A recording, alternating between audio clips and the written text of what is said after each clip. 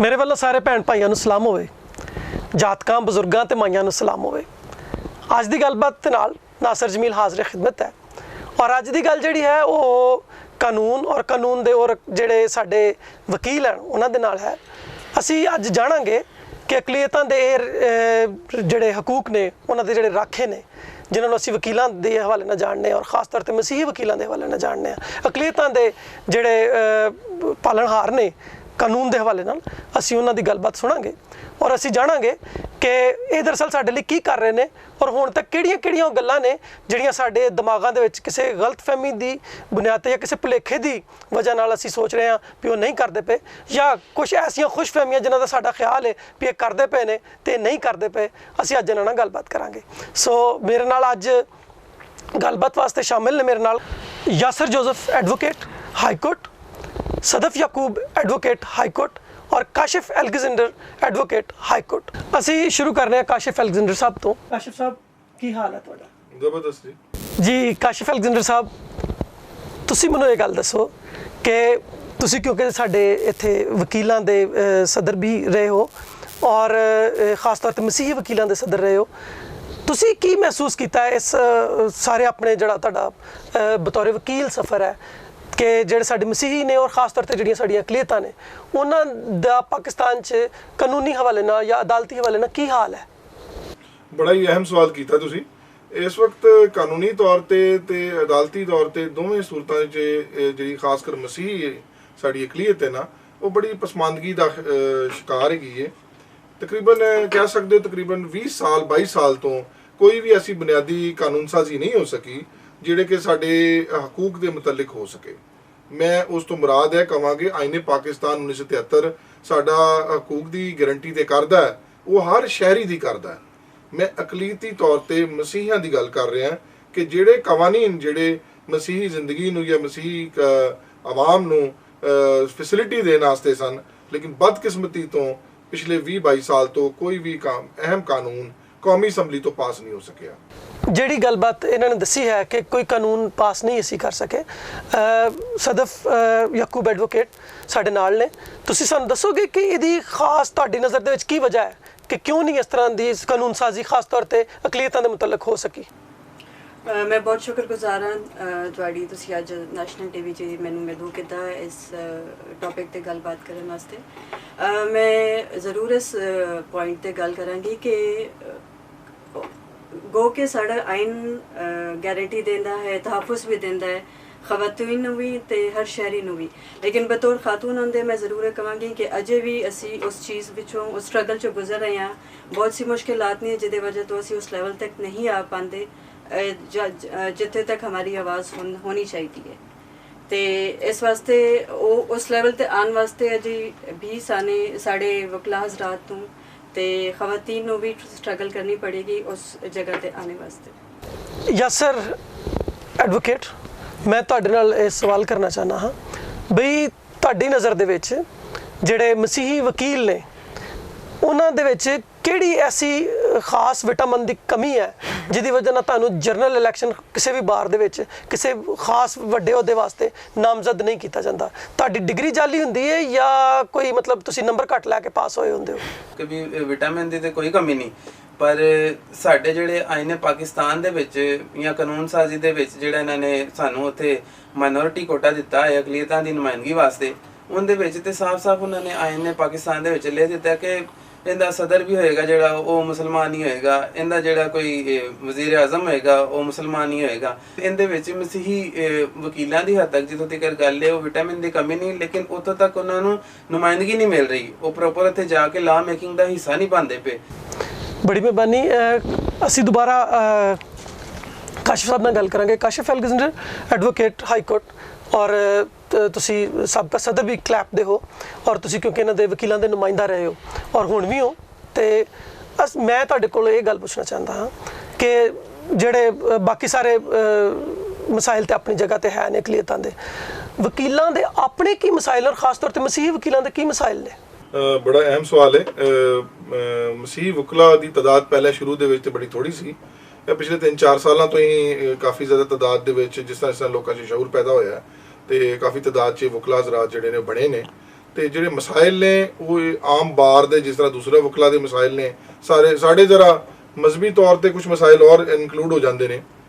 ਸਭ ਤੋਂ ਪਹਿਲਾ ਮਸਲਾ ਹੈ ਕਿ ਨਵਾਂ ਆਉਣ ਵਾਲਾ ਵਕੀਲ ਹੈ ਉਹਦੇ ਵਾਸਤੇ ਕੇਸਿਸ ਉਹਦੇ ਵਾਸਤੇ ਕੋਈ ਐਸਾ ਸਟਾਈਪੈਂਡ ਦੀ ਅਵੇਲੇਬਿਲਿਟੀ ਨਹੀਂ ਹੈਗੀ ਕਿ ਉਹਨੂੰ ਹੈਲਪ ਆਊਟ ਕੀਤਾ ਜਾਵੇ ਕਿ ਉਹ ਸ਼ੁਰੂ ਦੇ ਵਿੱਚ ਉਹਨੂੰ ਕੋਈ ਖਰਚਾ ਮਿਲੇ ਤਾਂ ਕਿ ਉਹ ਉਸ ਪੈਸੇ ਦੇ ਪਿੱਛੇ ਜਾਣ ਦੀ ਬਜਾਏ ਕੁਝ ਸਿੱਖਣ ਦੇ ਵਾਲੀ ਸਾਈਡ ਤੇ ਆਏ।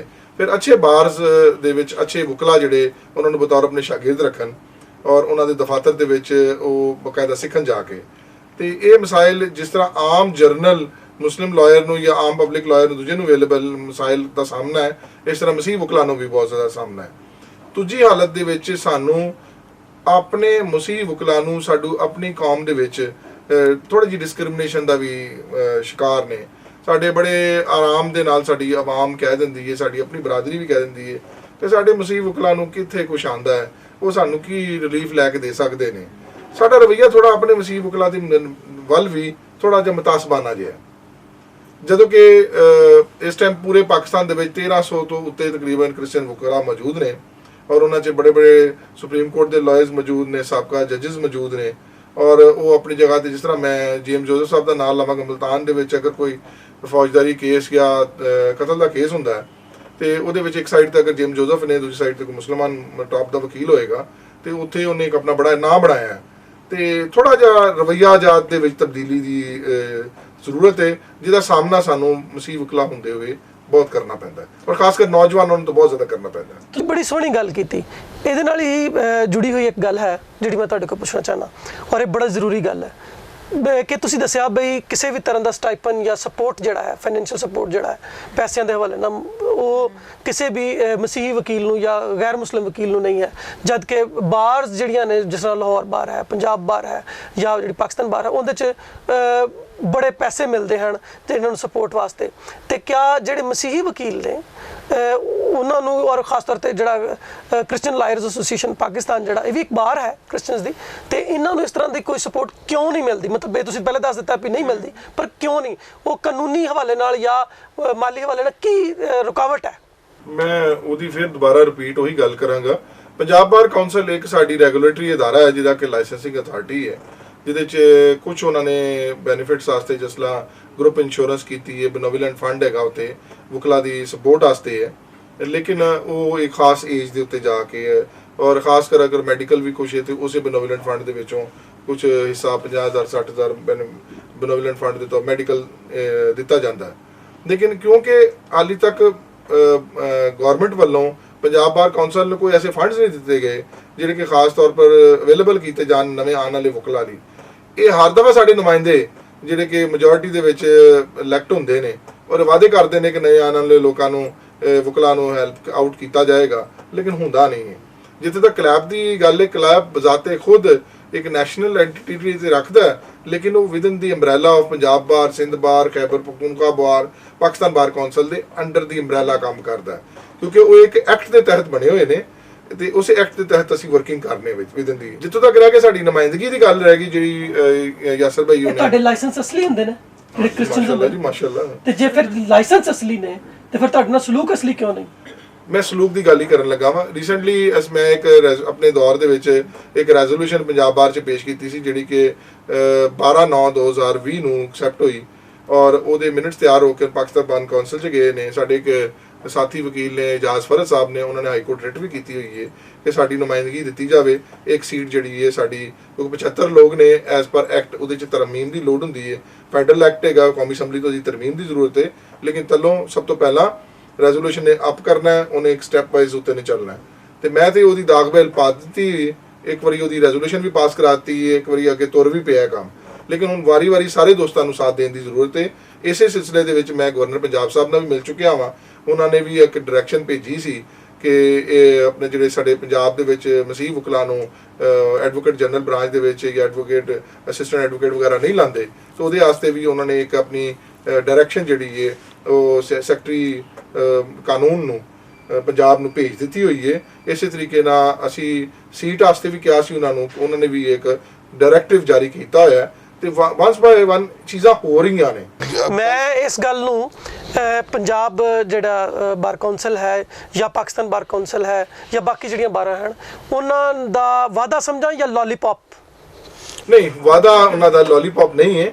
ਉਹਨਾਂ ਨੇ ਆਪਣੀ ਬਕਾਇਦਾ ਸਾਡੇ ਜਿਹੜੇ ਮੈਂਬਰਾਂ ਸਨ ਉਹਨਾਂ ਨੇ ਬਕਾਇਦਾ ਇਹਨੂੰ ਟੇਕ ਅਪ ਕੀਤਾ, ਸਾਡੀ ਦਰਖਾਸਤ ਤੇ ਸਾਈਨ ਕੀਤੇ। ਸਾਡੀ ਜਿਹੜੀ ਦਰਖਾਸਤ ਪੁੱਟ ਅਪ ਹੋਈ ਸੀ ਉਹ 'ਚ 9 ਮੈਂਬਰ ਪੰਜਾਬ ਬਾਰ ਨੇ ਸਾਡੀ ਸਪੋਰਟ ਕੀਤੀ ਔਰ ਉਹਦੇ ਬਾਅਦ ਉਹ ਬਕਾਇਦਾ ਜਨਰਲ ਮੀਟਿੰਗ ਦੇ ਵਿੱਚ ਉਹ ਟੇਕ ਅਪ ਹੋਈ ਔਰ ਟੇਕ ਅਪ ਹੋਣ ਦੇ ਬਾਅਦ ਮਨਜ਼ੂਰ ਹੋਈ ਭਾਰੀ ਅਕਸਰੀਅਤ ਨਾਲ। ਹੁਣ ਲੇਕਿਨ ਕਿਉਂਕਿ ਸਟੈਪ ਵਾਈਜ਼ ਅਮਲ ਦਰਾਮਦ ਹੋਣਾ ਹੈ 1 ਬਾਈ 1 ਕਰਕੇ ਔਰ ਉਹ ਟਾਈਮ ਟੇਕਿੰਗ ਪ੍ਰੋਸੈਸ ਹੈ ਤੇ ਉਹ ਕਾਨੂੰਨ ਸਾਜ਼ੀ ਦੇ ਤਹਿਤ ਉਹ ਦੁਬਾਰਾ ਸਾਡਾ ਇੱਕ ਮੈਂਬਰ ਆਇਆ। ਤੁਹਾਡੇ ਖਿਆਲ 'ਚ ਇਹਨੂੰ ਕਿੰਨੇ ਸਾਲ ਲੱਗ ਸਕਦੇ ਨੇ? ਸਾਲ ਤੇ ਜ਼ਿਆਦਾ ਨਹੀਂ ਲੱਗਣੇ ਚਾਹੀਦੇ। ਉਮੀਦ ਹੈ ਕਿ ਅਗਲੇ 1-2 ਸਾਲ ਦੇ ਵਿੱਚ ਸਾਡੀ ਸੀਟ ਆ ਜਾਏਗੀ ਕਿਉਂਕਿ ਖਾਲੀ ਸਾਡੀ ਸੀਟ ਨਹੀਂ ਹੈ, ਖਵਾਤੀਨ ਦੀ ਸੀਟ ਵੀ ਵਿੱਚ ਨਾਲ ਚੱਲ ਰਹੀ ਹੈ। ਸਾਡੇ ਨਾਲ ਜੁੜੇ ਹੋਏ ਨੇ ਸਦਫ ਯਾਕੂਬ ਐਡਵੋਕੇਟ। ਤੁਸੀਂ ਖਾਤੂਨ ਹੋ, ਮੈਂ ਤੁਹਾਡੇ ਨਾਲ ਇੱਕ ਬੜਾ ਸੈਂਸਿਟਿਵ ਕਹਿ ਲਓ, ਨਾਜ਼ੁਕ ਕਹਿ ਲਓ, ਦੁੱਖ ਭਰਿਆ ਕਹਿ ਲਓ, ਇੱਕ ਸਵਾਲ ਕਰਨ ਲੱਗਾ। ਪਿਛਲੇ ਕੁਝ ਸਾਲਾਂ ਤੋਂ, ਖਾਸ ਤੌਰ ਤੇ ਪਿਛਲੇ 10 ਸਾਲ ਤੋਂ ਅਸੀਂ ਅਬਜ਼ਰਵ ਕਰ ਰਹੇ ਹਾਂ ਕਿ ਜਿਹੜੀਆਂ ਸਾਡੀਆਂ ਬੇਟੀਆਂ ਨੇ, ਸਾਡੀਆਂ ਭੈਣਾਂ ਨੇ, ਸਾਡੀਆਂ ਬੀਬੀਆਂ ਨੇ ਔਰ ਖਾਸ ਤੌਰ ਤੇ ਬੱਚੀਆਂ ਨੇ, ਉਹਨਾਂ ਦੇ ਨਾਲ ਹਰ ਤਰ੍ਹਾਂ ਦੀ ਬਦਸਲੂਕੀ ਦੀ ਮੈਂ ਗੱਲ ਕਰ ਰਿਹਾ। ਮੈਂ ਸਿਰਫ ਜਿਨਸੀ ਬਦਸਲੂਕੀ ਦੀ ਗੱਲ ਨਹੀਂ ਕਰ ਰਿਹਾ, ਪਰ ਹਰ ਤਰ੍ਹਾਂ ਦੀ ਬਦਸਲੂਕੀ ਜਿਹੜੀ ਹੈ ਉਹ ਅਮਲ ਦੇ ਵਿੱਚ ਹੈ ਔਰ ਪ੍ਰੈਕਟੀਕਲੀ ਸੜਕਾਂ ਤੇ, ਘਰਾਂ 'ਚ, ਇੱਧਰ ਉੱਧਰ ਸਾਨੂੰ ਨਜ਼ਰ ਆਉਂਦੀ ਹੈ। ਤੁਸੀਂ ਬਤੌਰ ਵਕੀਲ ਜਦੋਂ ਇੱਥੇ ਹਾਈ ਕੋਰਟ 'ਚ ਜਾਂ ਸੈਸ਼ਨ ਕੋਰਟ 'ਚ ਜਾਂ ਕੋਰਟ 'ਚ ਪੇਸ਼ ਹੁੰਦੇ ਹੋ, ਤੁਹਾਨੂੰ ਖੁਦਾ ਨਖਾਸਤਾ ਜਾਂ ਤੁਹਾਡੇ ਕਿਸੇ ਜਿਹੜੀ ਖਾਤੂਨ ਸਾਥੀ ਹੈ ਉਹਨੂੰ ਕਦੀ ਕਿਸੇ ਤਰ੍ਹਾਂ ਦਾ ਤਾਸੁਬ ਦਾ ਜਾਂ ਕਿਸੇ ਤਰ੍ਹਾਂ ਦੀ ਹੈਰੈਸਮੈਂਟ ਦਾ ਸਾਹਮਣਾ ਕਰਨਾ ਪਿਆ ਹੋਵੇ? ਜੀ ਬਿਲਕੁਲ ਜਮੀਲ ਸਾਹਿਬ, ਮੈਂ ਸ਼ੁਕਰਗੁਜ਼ਾਰ ਹਾਂ ਤੁਸੀਂ ਇਸ ਗੱਲ ਤੇ ਆਏ ਹੋ।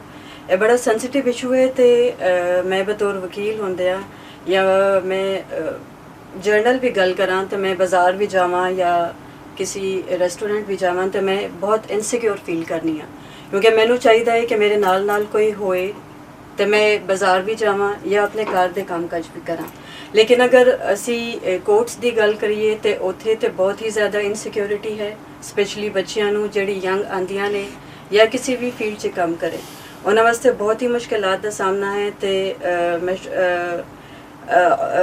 ਇੱਕ ਗੱਲ ਜ਼ਰੂਰ ਕਹਾਂਗੀ ਕਿ ਅਗਰਚੇ ਹੈਰੈਸਮੈਂਟ ਬਿੱਲ ਆਇਆ ਦਾ ਲੇਕਿਨ ਉਹਦੇ ਉੱਤੇ ਇੰਪਲੀਮੈਂਟੇਸ਼ਨ 'ਚ ਔਰ ਬਹੁਤ ਸਾਰੀ ਗੱਲਾਂ ਨੇ ਜਿਹਦੇ ਉੱਤੇ ਕੰਮ ਕਰਨ ਦੀ ਅਜੇ ਜ਼ਰੂਰਤ ਹੈ ਤਾਂ ਕਿ ਸਾਡੀ ਬੱਚੀਆਂ ਤੇ ਖਵਾਤੀਨ ਸਿਕਿਉਰ ਫੀਲ ਕਰਨ, ਫੀਲਡ 'ਚ ਕੰਮ ਕਰਨ। ਮੇਰਾ ਸਵਾਲ ਫਿਰ ਉੱਥੇ ਹੀ ਹੈ ਕਿ ਤੁਹਾਡੇ ਨਾਲ ਖੁਦਾ ਨਾ ਖਾਸਤਾ ਜਾਂ ਤੁਹਾਡੀ ਕਿਸੇ ਸਾਥੀ ਵਕੀਲ ਨਾਲ, ਖਾਸ ਤੌਰ ਤੇ ਮਸੀਹੀ ਵਕੀਲ ਨਾਲ ਕਦੀ ਕੋਈ ਖੁਦਾ ਨਾ ਖਾਸਤਾ ਇਸ ਤਰ੍ਹਾਂ ਦਾ ਮੁਤਾਸਬਾਨਾ ਜਾਂ ਹੈਰੈਸਮੈਂਟ ਵਾਲਾ ਖਾਸ? ਮੈਂ ਛੋਟੀ ਜਿਹੀ ਐਗਜ਼ਾਮਪਲ ਸ਼ੇਅਰ ਕਰਾਂਗੀ ਜੇ ਬਿਲਕੁਲ ਮੈਂ ਖੁਦ ਇਸ ਚੀਜ਼ ਨੂੰ ਕਾਫੀ ਦਫਾ ਫੀਲ ਕੀਤਾ ਹੈ ਲੇਕਿਨ ਸ਼ੁਕਰ ਹੈ ਖੁਦਾ ਦਾ ਮੈਂ ਉਸ ਗੱਲ ਵਿੱਚੋਂ, ਸਿਚੁਏਸ਼ਨ ਵਿੱਚੋਂ ਨਿਕਲ ਆਈ ਹਾਂ।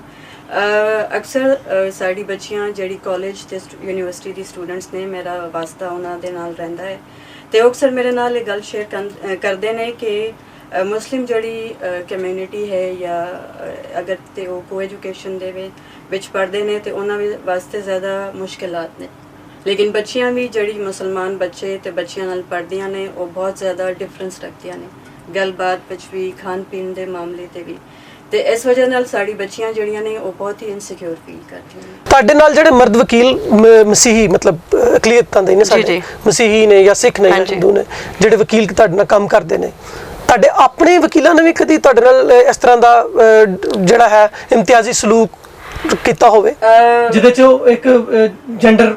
ਹਾਂਜੀ ਬਿਲਕੁਲ, ਖਾਤੂਨ ਹੋਣ ਦੇ ਨਾਤੇ ਮੈਂ ਵੀ ਅਕਸਰ ਇਹ ਚੀਜ਼ ਫੀਲ ਕਰਨੀ ਆ ਕਿ ਜਿਹੜੀ ਮੈਜੋਰਿਟੀ ਕਮਿਊਨਿਟੀ ਨੇ ਜਾਂ ਮਰਦ ਹਜ਼ਰਾਤ ਨੇ ਅਕਸਰ ਉਹ ਇਸ ਤਰ੍ਹਾਂ ਦੀ ਗੱਲਬਾਤ ਹੋ ਜਾਂਦੀ ਹੈ ਜਿੱਥੇ ਮੈਂ ਇਨਸਿਕਿਉਰ ਫੀਲ ਕਰਨੀ ਆ ਤੇ ਮੈਨੂੰ ਫੀਲ ਹੁੰਦਾ ਹੈ ਕਿ ਜੀ ਮੈਂ ਜਿਸ ਚੀਜ਼ ਨੂੰ ਕਹਿ ਸਕੀਏ ਕਿ ਆਪਣੇ ਕੰਮਕਾਜ ਵਿੱਚ ਤੇ ਆਪਣੇ ਆਪ ਨੂੰ ਹੀ ਕਮਜ਼ੋਰ ਸਮਝਦੀ ਹਾਂ ਸਮਟਾਈਮ। ਬਹੁਤ ਹੀ ਖਤਰਨਾਕ ਸੂਰਤ ਹਾਲ ਹੈ, ਖਾਸ ਤੌਰ ਤੇ ਮੈਂ ਜਿਸ ਤਰ੍ਹਾਂ ਸਾਡੀਆਂ ਭੈਣਾਂ ਨੇ, ਸਾਡੀਆਂ ਬੀਬੀਆਂ ਨੇ, ਉਹ ਕਿਸੇ ਵੀ ਕੰਮ ਦੇ ਹਵਾਲੇ ਨਾਲ ਕੰਮ ਕਰ ਰਹੀਆਂ ਨੇ। ਪਰ ਮੈਂ ਸੁਣਿਆ, ਅਸੀਂ ਚਲੀਏ ਯਾਸਰ ਸਾਹਿਬ ਕੋਲ।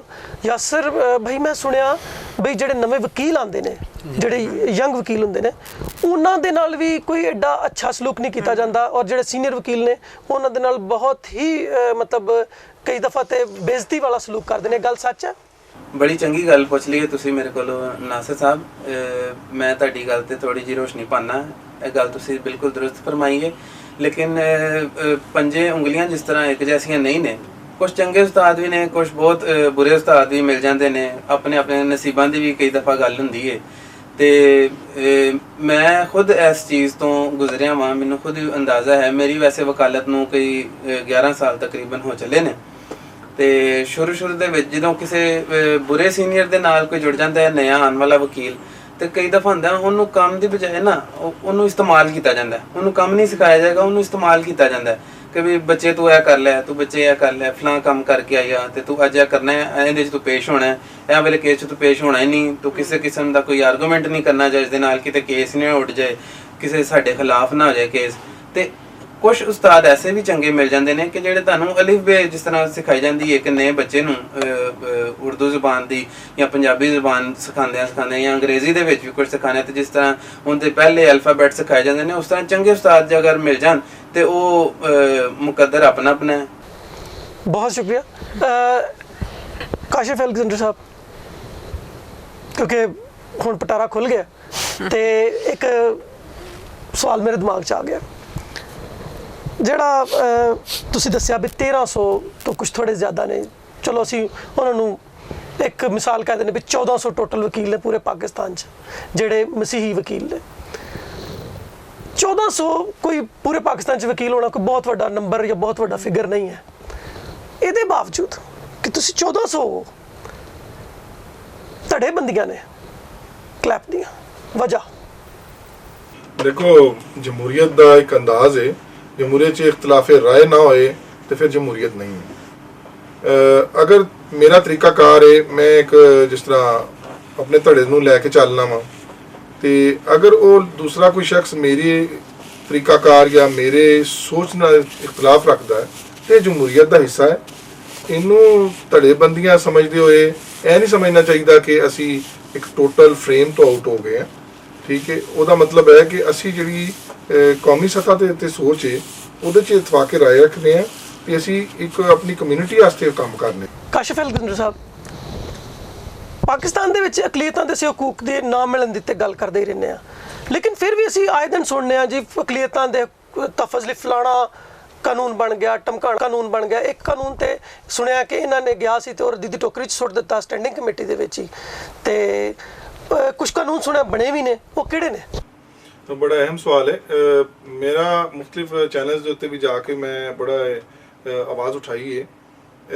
ਕਾਨੂੰਨ ਸਾਜ਼ੀ ਡਾਇਰੈਕਟ ਜਿਹੜੀ ਮਸੀਹਾਂ ਦੇ ਮੁਤਲਕ ਹੈ ਉਹ ਤਾਂ ਕੋਈ ਨਹੀਂ ਹੋਈ। ਇੱਕੋ ਹੀ ਕਾਨੂੰਨ ਬਣਿਆ ਸੀ ਨਵਾਜ਼ ਸ਼ਰੀਫ ਦੌਰ ਦੇ ਵਿੱਚ, ਪੰਜਾਬ ਚੈਰਿਟੀਜ਼ ਐਕਟ 2010, ਔਰ ਉਹਦੇ ਬਾਅਦ ਉਸੇ ਚੈਰਿਟੀਜ਼ ਐਕਟ ਦੇ ਤਹਿਤ ਸਾਡੀ ਮੁਖਤਲਿਫ ਜਿਹੜੇ ਅਦਾਰੇ ਨੇ, NGOs ਰਜਿਸਟਰਡ ਨੇ, ਉਹਨਾਂ ਨੂੰ ਉਹਨਾਂ ਨੇ ਸਿਸਟਮਾਈਜ਼ ਕਰਨ ਦੇ ਚੱਕਰ ਦੇ ਵਿੱਚ ਸਾਨੂੰ ਬਹੁਤ ਸਾਰੇ ਚਰਚਿਸ ਨੂੰ ਅਹਿਮ ਮਸਾਇਲ ਦਾ ਵੀ ਸਾਹਮਣਾ ਹੈ। ਤੁਹਾਨੂੰ ਪਤਾ ਉਹਨਾਂ ਦੀ ਫੰਡਿੰਗ ਦੇ ਉੱਤੇ ਬਹੁਤ ਸਾਰੇ ਮਸਾਇਲ ਨੇ, ਉਹਨਾਂ ਨੂੰ ਇਕਨੋਮਿਕ ਡਿਵੀਜ਼ਨ ਦੇ ਕੋਲੋਂ ਵੈਰੀਫਾਈ ਕਰਾਉਣਾ ਪੈਂਦਾ ਹੈ, ਔਰ ਬੜੇ ਇੱਕ ਲੰਬੀ ਚੌੜੀ ਡਾਕੂਮੈਂਟੇਸ਼ਨ ਦੇ ਵਿੱਚੋਂ ਫਸ ਗਏ ਨੇ। ਆਪਣੇ ਵੱਲੋਂ ਤੇ ਗਵਰਨਮੈਂਟ ਨੇ ਕੋਸ਼ਿਸ਼ ਕੀਤੀ ਸੀ ਕਿ ਇਹਨੂੰ ਚੈਨਲਾਈਜ਼ ਕੀਤਾ ਜਾਏ, ਲੇਕਿਨ ਤੁਹਾਨੂੰ ਪਤਾ ਪਾਕਿਸਤਾਨ 'ਚ ਕਾਨੂੰਨ ਆਸਾਨੀ ਦੀ ਬਜਾਏ ਮੁਸ਼ਕਿਲਾਤ ਲੈ ਕੇ ਆਉਂਦਾ ਹੈ। ਰੀਸੈਂਟਲੀ ਇੱਕ ਨਵਾਂ ਕਾਨੂੰਨ ਤੇ ਨਹੀਂ, ਇੱਕ ਅਮੈਂਡਮੈਂਟ ਆਈ ਸੀ ਕਿ ਕਮਿਊਨਲ ਪ੍ਰਾਪਰਟੀ ਐਕਟ ਜਿਹੜਾ ਉਹ 18ਵੀਂ ਤਰਮੀਮ ਦੇ ਬਾਅਦ ਸੂਬਿਆਂ ਦੇ ਕੋਲ ਚਲਾ ਗਿਆ ਸੀ, ਉਹ ਸਬਜੈਕਟ ਸੂਬਿਆਂ ਦੇ ਕੋਲ ਚਲਾ ਗਿਆ ਸੀ। 18ਵੀਂ ਤਰਮੀਮ ਤੇ ਨਹੀਂ, ਉਹਦੇ ਬਾਅਦ ਜਿਹੜੀਆਂ ਅੱਗੇ ਤਰਮੀਮਾਂ ਹੋਈਆਂ ਨੇ, ਲੇਕਿਨ ਅਸੀਂ ਹਮੇਸ਼ਾ 18ਵੀਂ ਤਰਮੀਮ ਦਾ ਹੀ ਨਾਂ ਲੈਂਦੇ ਹਾਂ। ਉਹਦੇ ਤਹਿਤ ਕਮਿਊਨਲ ਪ੍ਰਾਪਰਟੀ ਐਕਟ ਜਿਹੜਾ ਉਹ ਸਬਜੈਕਟ ਕਰ ਦਿੱਤਾ ਗਿਆ ਸੀ, ਜਿਹੜੇ ਆਪਣਾ ਲੋਕਲ ਵਜ਼ੀਰ ਹਿਊਮਨ ਰਾਈਟਸ ਜਿਹੜੇ ਨੇ ਉਹਨਾਂ ਕੋਲ ਸਬਜੈਕਟ ਆ ਗਿਆ ਸੀ। ਲੇਕਿਨ ਨਾਲ ਫਿਰ ਇੱਕ ਆਪਣਾ ਸੁਪਰੀਮ ਕੋਰਟ ਤੋਂ ਜਜਮੈਂਟ ਆਈ 2014 'ਚ, ਉਹਦੇ ਤਹਿਤ ਇੱਕ ਨੈਸ਼ਨਲ ਕਮਿਸ਼ਨ ਫॉर ਮਾਈਨੋਰਿਟੀਜ਼ ਵੀ ਬਣਿਆ। ਉਹਦੇ ਤਹਿਤ ਜਿੰਨੀਆਂ ਵੀ ਕਮਿਊਨਲ ਪ੍ਰਾਪਰਟੀਜ਼ ਨੇ ਉਹਨਾਂ ਦੀ ਦੇਖਭਾਲ, ਉਹਨਾਂ ਦੀ NOC ਸਾਰੇ ਮਾਮਲਾ ਜਿਹੜੇ ਨੇ ਉਹਨੇ ਡੀਲ ਕਰਨਾ ਸੀ। ਹੁਣੇ 1 ਮਹੀਨਾ ਪਹਿਲੇ ਇੱਕ ਅਮੈਂਡਮੈਂਟ ਆਈ ਹੈ, ਪਹਿਲੇ ਗਿਫਟ ਦਾ ਲਫ਼ਜ਼ ਵਿੱਚ ਐਡ ਨਹੀਂ ਸੀ, ਹੁਣ ਉਹਨਾਂ ਨੇ ਗਿਫਟ ਦਾ ਤੇ ਲੀਜ਼ ਦਾ ਅਦਰ ਜਿਹੜੇ ਡਾਕੂਮੈਂਟਸ ਨੇ ਉਹ ਵੀ ਐਡ ਕਰ ਦਿੱਤੇ ਨੇ ਨਾਲ, ਤੇ ਹੁਣ ਉਹਦੇ ਨਾਲ ਇੱਕ NOC ਦਾ ਲਫ਼ਜ਼ ਵੀ, ਪਹਿਲੇ NOC ਦਾ ਅਖਤਿਆਰ ਡਾਇਰੈਕਟਲੀ ਜਿਹੜਾ ਸੀ ਨੈਸ਼ਨਲ ਕਮਿਸ਼ਨ ਕੋਲ ਨਹੀਂ ਸੀ, ਹੁਣ NOC ਦਾ ਅਖਤਿਆਰ ਵੀ ਆ ਗਿਆ ਉਹਨਾਂ ਕੋਲ। ਹੁਣ ਅਗਰ ਕੋਈ ਕ੍ਰਿਸਚੀਅਨ ਪ੍ਰਾਪਰਟੀ ਫॉर ਦੀ ਸੇਕ ਆਫ ਡਿਵੈਲਪਮੈਂਟ ਅਗਰ ਤੁਸੀਂ ਉਹਨੂੰ ਸੇਲ ਕਰਕੇ ਜਾਂ ਉਹਦੇ 'ਚ ਕੋਈ ਅਮੈਂਡਮੈਂਟ ਕਰਨਾ ਚਾਹੁੰਦੇ ਹੋ, ਤਾਂ ਸਭ ਤੋਂ ਪਹਿਲਾਂ ਉਹ ਪ੍ਰੋਜੈਕਟ ਪੇਸ਼ ਕਰੋਗੇ ਤੁਸੀਂ ਜਾ ਕੇ ਨੈਸ਼ਨਲ ਕਮਿਸ਼ਨ ਫॉर ਮਾਈਨੋਰਿਟੀਜ਼ ਦੇ ਕੋਲ, ਉਹਦੀ ਅਪਰੂਵਲ ਦੇਣਗੇ, NOC ਦੇਣਗੇ, ਤੇ ਫਿਰ ਅੱਗੇ ਚੱਲ ਸਕਦਾ ਉਹ। ਇਸੇ ਤਰੀਕੇ ਨਾਲ ਇੱਕ ਬੜਾ ਇੱਕ ਅਹਿਮ ਕਾਨੂੰਨ ਰੀਸੈਂਟਲੀ ਅਮੈਂਡਮੈਂਟ ਹੋਈ ਹੈ ਵਿਰਾਸਤ ਦੇ ਮੁਤਲਕ ਸੀ, ਖਵਾਤੀਨ ਦੀ ਵਿਰਾਸਤ ਦੇ ਮੁਤਲਕ। ਤੁਹਾਨੂੰ ਪਤਾ ਸਾਡੀ ਜਜਮੈਂਟ ਆਈ ਸੀ ਜਸਟਿਸ ਜ਼ੁੱਲਾ ਸਾਹਿਬ ਦੀ 1992 ਦੀ ਜਜਮੈਂਟ ਸੀ, ਜਿਹਦੇ ਤਹਿਤ ਪਹਿਲੇ ਮਸੀਹ ਖਵਾਤੀਨ ਨੂੰ ਜਾਇਦਾਦ 'ਚ ਹਿੱਸਾ ਨਹੀਂ ਮਿਲਦਾ ਸੀ। ਸਕਸੈਸ਼ਨ ਐਕਟ ਬਾਅਦ 'ਚ ਅਪਲਾਈ ਕੀਤਾ, ਉਹਦੇ ਤਹਿਤ ਮਸੀਹ ਖਵਾਤੀਨ ਨੂੰ ਹੁਣ ਬਰਾਬਰ ਦਾ ਹਿੱਸਾ ਮਿਲਣਾ ਸ਼ੁਰੂ ਹੋਇਆ। ਲੇਕਿਨ ਉਹ ਵੀ ਇੱਕ ਲੰਬੀ ਲਿਟੀਗੇਸ਼ਨ ਸੀ। ਰੀਸੈਂਟਲੀ ਇੱਕ ਟ੍ਰਾਂਸਫਰ ਆਫ ਪ੍ਰਾਪਰਟੀ ਐਕਟ ਦੇ ਵਿੱਚ ਇੱਕ ਅਮੈਂਡਮੈਂਟ ਆਈ ਹੈ। ਉਹ ਅਮੈਂਡਮੈਂਟ ਸੈਕਸ਼ਨ 42 ਦੇ ਵਿੱਚ ਉਹਨਾਂ ਨੇ ਕੀਤੀ ਹੈ ਕਿ ਉਹਦੇ ਵਿੱਚ ਉਹਨਾਂ ਨੇ ਕਿਹਾ ਕਿ ਜਿਹੜੀ ਖਵਾਤੀਨ ਦੇ ਮੁਤਲਕ ਹਿੱਸੇ ਦੇ ਮੁਤਲਕ ਕੇਸ ਹੈ ਨਾ, ਉਹ ਵਿਦਿਨ 6 ਮੰਥ ਉਹਨਾਂ ਨੇ ਡਿਸਾਈਡ ਕਰਨਾ, 6 ਮਹੀਨੇ ਦੇ ਅੰਦਰ। ਉਹ ਵੈਸੇ ਤਾਂ ਜਨਰਲ ਲਾਅ ਹੈ ਜੀ ਜੀ, ਲੇਕਿਨ ਕਿਉਂਕਿ ਖਵਾਤੀਨ ਨਾ ਮਿਨੋਰਿਟੀਜ਼ ਦੀ ਖਵਾਤੀਨ ਮੌਜੂਦ ਨੇ ਤੇ ਇਸੇ ਤਰੀਕੇ ਨਾਲ ਉਹ ਹੁਣ 6 ਮਹੀਨੇ ਦਾ ਇੱਕ ਕਾਨੂੰਨ ਆ ਗਿਆ ਵਿੱਚ। ਇਹਦੇ ਇਲਾਵਾ ਮੇਰਾ ਨਹੀਂ ਖਿਆਲ ਕਿ ਹੁਣ ਤੱਕ ਕੋਈ ਐਸਾ ਕਾਨੂੰਨ ਸਿਵਾਏ ਇੱਕ ਉਹ ਵੀ ਹਾਈ ਕੋਰਟ ਦੀ ਜਜਮੈਂਟ ਆਈ ਸੀ ਆਪਣਾ ਪਾਦਰੀ ਹਜ਼ਰਾਤ ਦੀ ਰਜਿਸਟ੍ਰੇਸ਼ਨ ਵਾਸਤੇ ਤੇ ਨਾਲ ਆਪਣਾ MRC ਮੈਰਿਜ ਰਜਿਸਟ੍ਰੇਸ਼ਨ ਸਰਟੀਫਿਕੇਟ ਵਾਸਤੇ ਉਹ ਅਮੈਂਡਮੈਂਟ ਆਈ ਸੀ। ਇਹਦੇ ਇਲਾਵਾ ਹੁਣ ਤੱਕ ਬਦਕਿਸਮਤੀ ਹੈ ਕਿ ਸਾਡਾ ਨਾ ਮੇਨਟੇਨੈਂਸ ਲਾਅ ਹੈ ਹਾਲੀ। ਮੈਂ ਅਗਰ ਅੱਜ ਫਾਈਲ ਕਰਨਾ ਹੈ ਕਿਸੇ ਮਸੀਹ ਭੈਣ ਵਾਸਤੇ ਕੇਸ ਫਾਈਲ ਕਰਨਾ ਹੈ ਤੇ ਉਹਨੂੰ ਖਰਚਾ ਦਿਵਾਉਣਾ ਹੈ ਤੇ ਉਹ ਬਦਕਿਸਮਤੀ ਨਾਲ ਮੈਂ ਮੁਸਲਿਮ ਫੈਮਿਲੀ ਲਾਅ ਦੇ ਤਹਿਤ ਹੀ ਪਟੀਸ਼ਨ ਫਾਈਲ ਕਰਾਂਗਾ ਔਰ ਡਿਸਾਈਡ ਵੀ ਉਹਦੇ ਮੁਤਾਬਿਕ ਹੀ ਹੋਏਗੀ। 17 ਦਾ ਪ੍ਰੋਸੀਜਰ ਹੋਏਗਾ, ਜੋ ਸੈਕਸ਼ਨ ਉਹਦੇ 'ਚ ਦਿੱਤੇ ਨੇ। ਮੇਰਾ ਹਮੇਸ਼ਾ ਤੋਂ ਇਹ ਰੋਣਾ ਹੈ ਔਰ ਲੋਕ ਆਪਣਾ ਸ਼ੋਰ ਹੈ ਕਿ ਆਵਾਜ਼ ਉਠਾਉਣ ਦੀ ਕੋਸ਼ਿਸ਼ ਕਰ ਰਿਹਾ ਵਾਂ ਕਿ ਮੇਨਟੇਨੈਂਸ ਲਾਅ ਵੀ ਅਕੋਰਡਿੰਗ ਟੂ ਬਾਈਬਲ ਇੱਕ ਡਰਾਫਟ ਹੋਣਾ ਚਾਹੀਦਾ ਹੈ।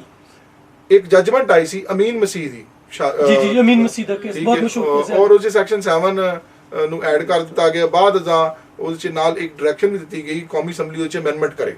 ਠੀਕ ਹੈ, ਉਹ ਬਦਕਿਸਮਤੀ ਨਾਲ ਸਟੈਂਡਿੰਗ ਕੌਂਸਲ ਕੋ ਗਿਆ, ਬਹੁਤ ਸਾਰੀਆਂ ਬੈਠਕਾਂ ਹੋਈਆਂ ਉਹਦੇ 'ਚ, तमाम बिशप हजरात और बहुत सारी NGO सैक्टर भी ऐड आया, लेकिन वो कोई लीगल ऐसी लकूना सन जिहदी वजह तो स्टैंडिंग कौंसल ने उन्होंने रिजेक्ट कर दिता। रीसेंटली मैडम शनीला रूत ने मेरे नाल राबता कीता सी कि साडी हेल्प कीती जावे कि ਉਹਦੇ 'ਚ कोई अमेंडमेंट्स ਜਿਹੜੀਆਂ ਨੇ ਉਹ ਡਿਕਲੇਅਰ ਕੀਤੀਆਂ ਜਾਣ।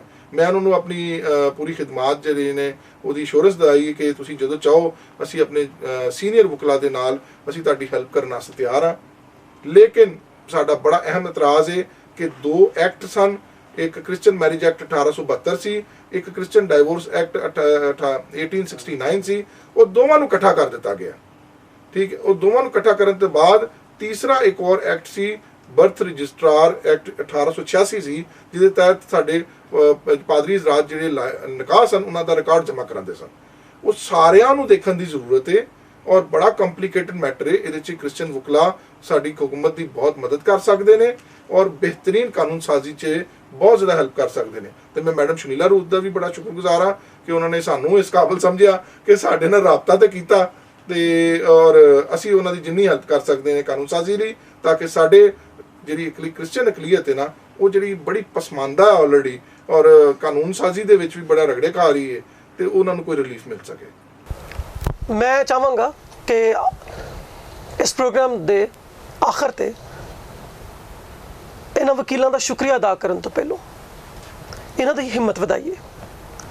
ਖਾਸ ਹੀ ਯੂਰਪ 'ਚ, ਖਾਸ ਹੀ ਅਮਰੀਕਾ 'ਚ, ਖਾਸ ਹੀ ਦੁਨੀਆ ਦੇ ਕਿਸੇ ਵੀ ਹੋਰ ਮੁਲਕ ਦੇ ਵਿੱਚ ਅਸੀਂ ਕੋਸ਼ਿਸ਼ ਕਰੀਏ ਕਿ ਇਹ ਜਿਹੜੇ ਇੱਕ ਕਮਜ਼ੋਰ ਔਰ ਦਬੀ ਹੋਈ ਕਮਿਊਨਿਟੀ ਹੈ ਜਿਹਨੂੰ ਅਸੀਂ ਮਸੀਹੀ ਕਮਿਊਨਿਟੀ ਕਹਿੰਦੇ ਹਾਂ, ਇਹ ਇਹਦੇ ਹਰਾਵਲ ਦਸਤਾ ਨੇ, ਇਹ ਕਾਨੂੰਨੀ ਦਾਅ ਪੇਚ ਨੂੰ ਜਾਣਦੇ ਨੇ, ਇਹ ਕਾਨੂੰਨੀ ਪੇਚੀਦਗੀਆਂ ਨੂੰ ਸਮਝਦੇ ਨੇ ਔਰ ਬਹੁਤ ਵਾਰੀ ਸਾਡੀਆਂ ਜਿਹੜੀਆਂ ਕਾਨੂੰਨੀ ਮਸਾਇਲ ਨੇ ਉਹਨਾਂ ਨੂੰ ਬਾਵਜੂਦ ਕੋਸ਼ਿਸ਼ ਦੇ ਹੱਲ ਇਸ ਕਰਕੇ ਨਹੀਂ ਕਰ ਸਕਦੇ ਕਿਉਂ ਜੋ ਅਸੀਂ ਇੱਕ ਐਸੇ ਮੁਲਕ ਦੇ ਵਿੱਚ ਰਹਿੰਦੇ ਹਾਂ ਜਿੱਥੇ ਅਸੀਂ ਕਹਿੰਦੇ ਤੇ ਹਾਂ ਕਿ ਅਸੀਂ ਬਰਾਬਰ ਦੇ ਸ਼ਹਿਰੀ ਹਾਂ, ਪਰ ਕਿਸੇ ਵੀ ਤਰ੍ਹਾਂ ਅਸੀਂ ਬਰਾਬਰ ਦੇ ਸ਼ਹਿਰੀ ਕਾਨੂੰਨੀ ਤੌਰ ਤੇ ਵੀ ਕਹਿਲਾਏ ਨਹੀਂ ਜਾਂਦੇ ਔਰ ਸਾਡੀ ਸੁਣੀ ਨਹੀਂ ਜਾਂਦੀ। ਅਸੀਂ ਇਹਨਾਂ ਦੇ ਡੰਡਾ ਦਾ ਜ਼ੋਰ ਬਣੀਏ, ਅਸੀਂ ਇਹਨਾਂ ਦੇ ਪਿੱਛੇ ਖਲੋਈਏ ਔਰ ਇਹਨਾਂ ਦਾ ਹੌਸਲਾ ਵਧਾਈਏ ਤਾਂ ਜੋ ਇਹ ਜਿਹੜੀ ਸਾਡੀ ਇੱਕ ਬ੍ਰਿਗੇਡ ਹੈ ਜਿਹਨੂੰ ਅਸੀਂ ਵਕੀਲ ਕਹਿੰਦੇ ਹਾਂ, ਇਹ ਹੋਰ ਜਾਨ ਫੜੇ, ਹੋਰ ਤਾਕਤ ਫੜੇ। ਔਰ ਮੈਂ ਸਾਰੀ ਦੁਨੀਆ ਦੇ ਵਿੱਚ ਜਿੱਥੇ ਜਿੱਥੇ ਵੀ ਮਸੀਹੀ ਮੌਜੂਦ ਨੇ, ਖਾਸ ਤੌਰ ਤੇ ਪਾਕਿਸਤਾਨੀ ਮਸੀਹੀ ਨੇ, ਉਹਨਾਂ ਨੂੰ ਇਹ ਕਹਿਣਾ ਚਾਹੁੰਦਾ ਕਿ ਇਹਨਾਂ ਵਕੀਲਾਂ ਦਾ ਹੌਸਲਾ ਵਧਾਓ। ਇਹਨਾਂ ਨੂੰ ਤੁਹਾਡੇ ਪੈਸਿਆਂ ਦੀ ਜਾਂ ਤੁਹਾਡੀ ਕਿਸੇ ਹੋਰ ਸ਼ਾਹ ਦੀ ਲੋੜ ਨਹੀਂ ਹੈ, ਪਰ ਤੁਹਾਡੀ ਥਾਪੀ ਦੀ ਲੋੜ ਹੈ। ਖੁਦਾਵੰਦ ਤੁਹਾਨੂੰ ਔਰ ਮੈਨੂੰ ਔਰ ਵਕੀਲਾਂ ਨੂੰ ਬਹੁਤ ਬਰਕਤ ਦੇਵੇ। ਰੱਬ ਤੁਹਾਡੇ ਨਾਲ ਹੋਵੇ। ਅੱਜ ਦੀ ਗੱਲ ਨੂੰ ਇੱਥੇ ਹੀ ਮੁਕਾਉਂਦੇ ਹਾਂ। ਰੱਬ ਰਾਖਾ।